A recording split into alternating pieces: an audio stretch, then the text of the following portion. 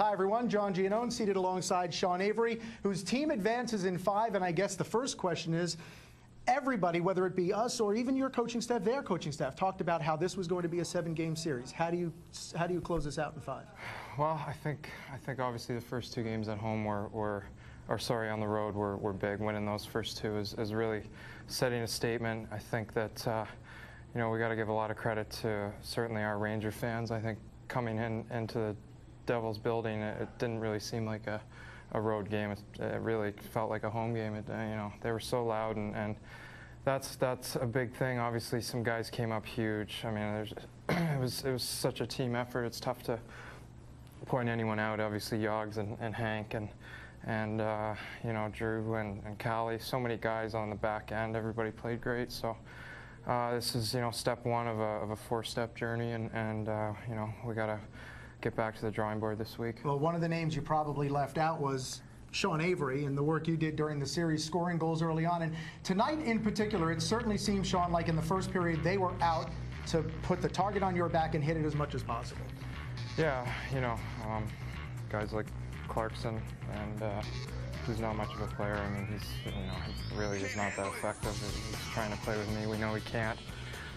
I just try to keep my head on straight and play through it, and I know there's going to be times when I think that a penalty should be called and there's not, and you just keep going, and this is playoffs, and you just battle. And that keep going resulted in a goal, so I would assume that's the ultimate satisfaction. Yeah, I mean, that's what we're here to do, and we got to get the job done, and you just got to bite your lip sometimes, and it's more important that I'll be playing the next round and they won't. Now, it's obvious so much of the attention during this series was paid to what occurred between you and Martin Brodeur in front of the crease. First and foremost, what did you make of the amount of attention that was paid to that as somebody who never shies away from attention?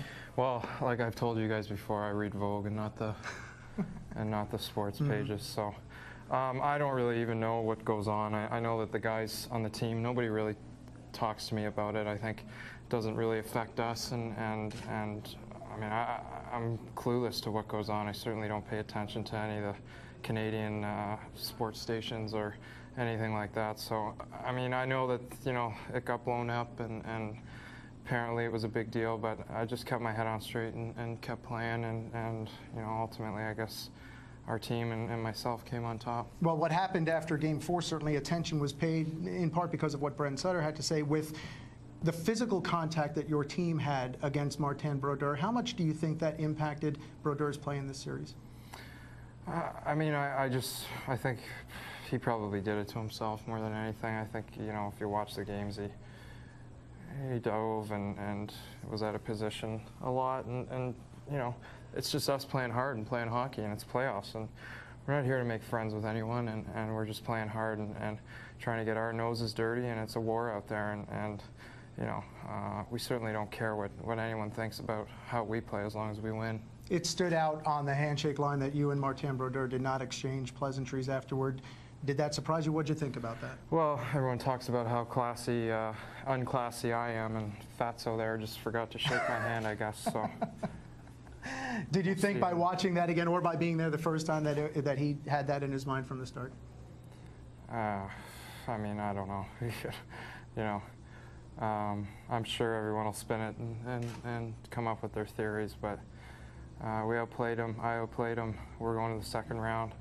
We got to get our heads on straight and have a big second round and just keep this going. We got 3 more parts. And no doubt you're going to be watching, at least if for no other reason than to know who you're going to play next. Where do you feel like this team is at right now, and how confident are you into round 2? I mean, I don't think anything matters at this point. I think we know that we have to play a certain way, and we just got to come out and play hard. And like I said, it's playoffs and it's a war, and we're obviously coming even closer together as a team, and that's a step, and it's in the right direction. Thanks for coming in. Okay, thanks. Sean Avery joining us here after a 5-3 Rangers win in Game 5. Rangers win the series. They will sit and wait and watch to see who they'll play next. We'll have plenty